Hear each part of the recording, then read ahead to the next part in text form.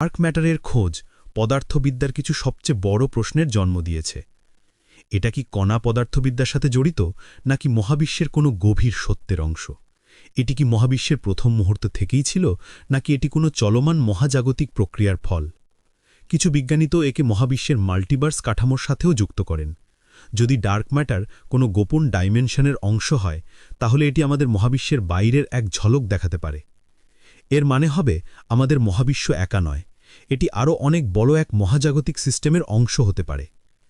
কিন্তু এসব কিছু শুধু তত্ত্ব নয়, প্রত্যেকটা নতুন পর্যবেক্ষণ এই রহস্যকে আরও গভীর করে তোলে।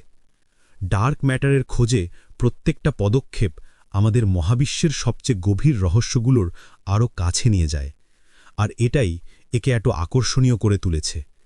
এটি আমাদের শুধু পদার্থের গল্প বলছে না, বরং অস্তিত্বের পুরো গল্পটাই বদলে দিচ্ছে। আমরা